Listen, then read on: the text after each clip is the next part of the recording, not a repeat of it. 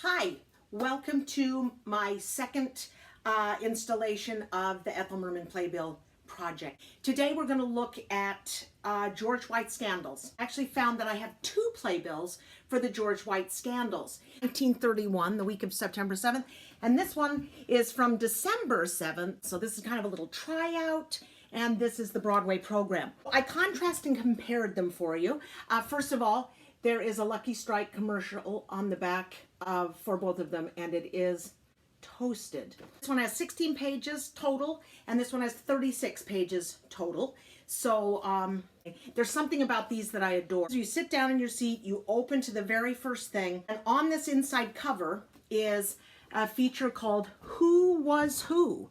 And this is lovely Lillian Russell. Okay, well, I just love that because the past isn't always honored. People who did what we did, history of what we do, not really respected all the time.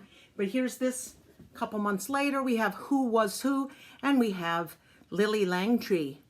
Let's go through again some of the ads. One is the very first appearance of Alka-Seltzer. It's a new anti-acid pain-relieving effervescent tablet. It contains no habit-forming drugs and will always help but never harm you. And I find that to be true. There's an ad in here for the New York State Observatory. I'm going to look at that in a second. And also there's this section right now called, books as gifts.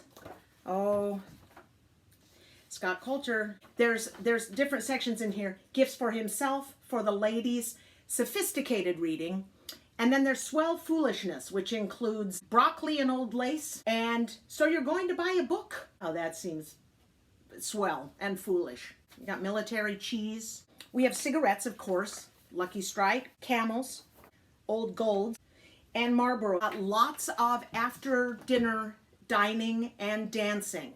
Steps from the theater this way, steps from the theater. Big orchestras. Where did they get the energy? It wasn't from the Alka-Seltzer. Merman is with Girl Crazy for 40 weeks. That's between 8 and 9 months. It closes in June. The theater season ended in June. No air conditioning. Hasn't been invented.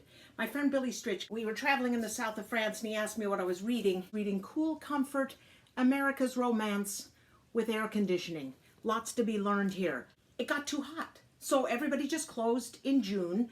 That's why there were so many big stars in the Straw Hat Circuit going to the Cape Playhouse and Algonquin. And so theater seasons would just end in June. And it was tough to hold a big musical production together until everything opened up again. So usually they would go by the wayside, rare exceptions. Good News kept coming back. That really was a phenomenal hit. But these shows were all considered hits. Those were wonderful run, 8, 9 months for Girl Crazy. George White Scandals run 7 months. I'm going to point out as we go the differences between this tryout version and when it gets to Broadway. Let's go to our title page. We have here the Apollo Theater. We have the same fire notice.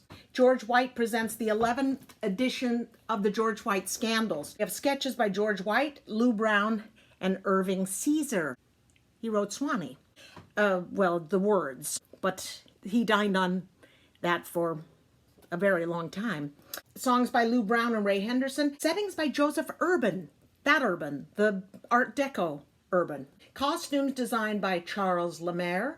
Orchestra under the direction of Al Goodman. And the entire production is staged by George White.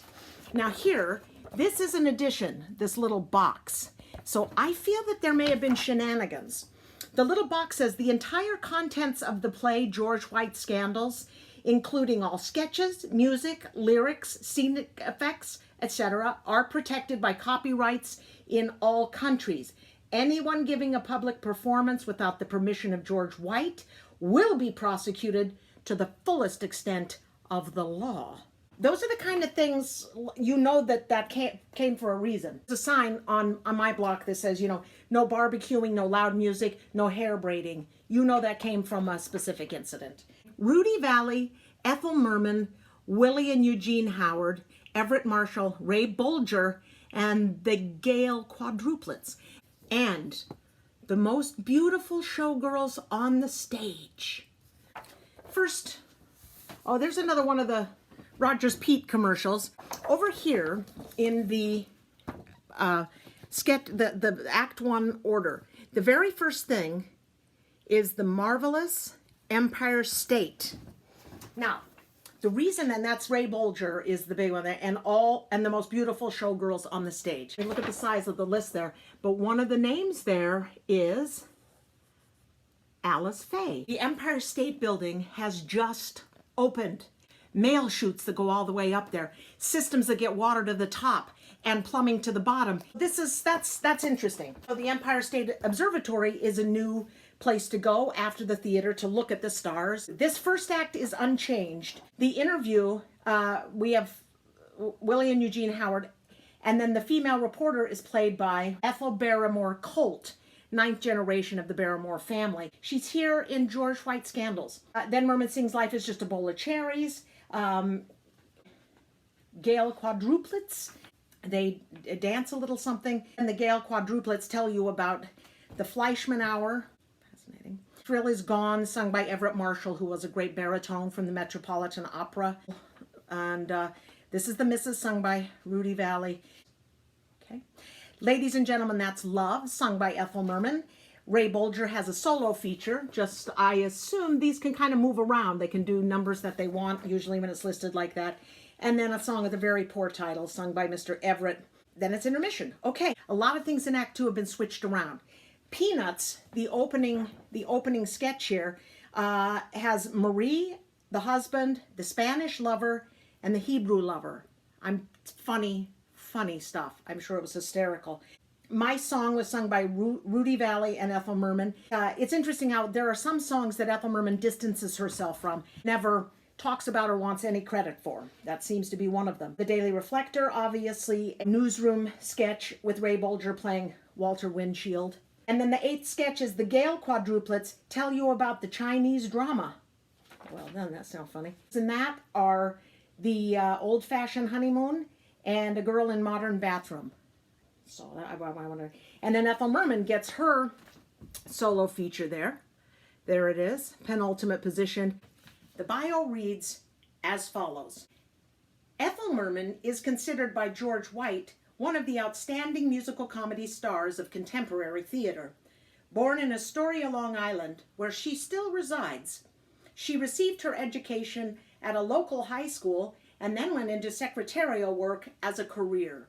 A Broadway casting agent heard her sing at a private party 3 years ago and was so amazed by her remarkable voice, he signed her to a contract. She made her professional debut in a nightclub and then went into vaudeville. Her appearance at the Palace Theater won her new honors, and she was signed for an important role in Girl Crazy. Critics and public alike hail her as one of the real finds of the decade. Mr. White plans to present her as the star of a new musical comedy when the current Scandals terminates its run. Well, we'll see if that happens.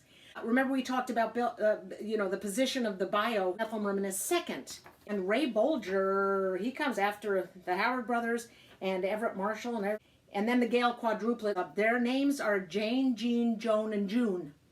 Yep. So that is it for this one. Okay, tomorrow, Take a Chance. I look forward to it. Thank you.